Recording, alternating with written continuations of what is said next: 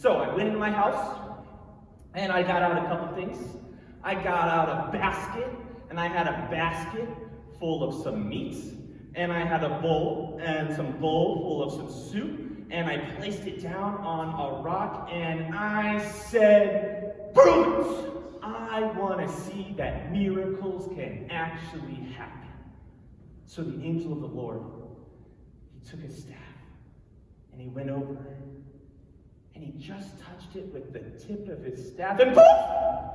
The whole thing was gone. It was under fire. I couldn't believe it. Miracles? Maybe miracles could happen. Wow, that's amazing. But what does that have to do with the trumpets?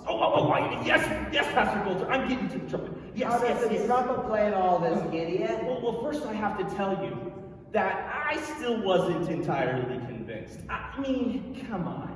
You know, we're talking about the Midianites. We're talking about the big, broad, ginormous Midianites. There's no way that a little teeny fire can do that. And so there was a little quite believing. Maybe you would have believed the angel of the Lord, but I wanted to test him again. And so I said, hey, I have this nice fleece here. I'm going to lay this fleece out. So I laid this fleece out in front of my house. And I said, God, if you are God and you can do miracles, then I want you to make this fleece completely wet. And I want you to make the ground around this fleece completely dry. I didn't think it was going to happen. I went to bed.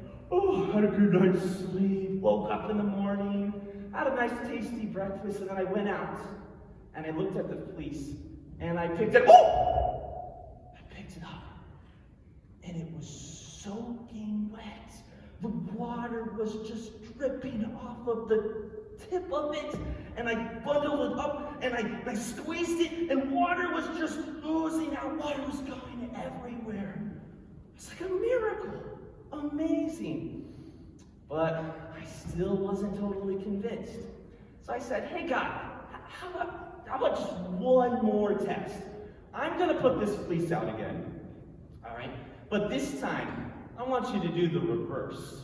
I want you to make the fleece completely dry and the ground around it completely wet.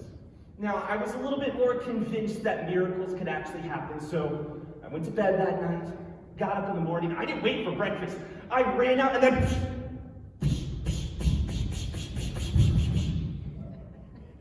the ground, it's wet. And I picked up the fleece, and the fleece was completely dry.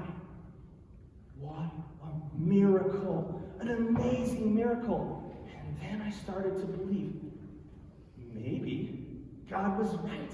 Maybe he could use me to defeat the Midianites. Maybe miracles could happen and Israel could be saved.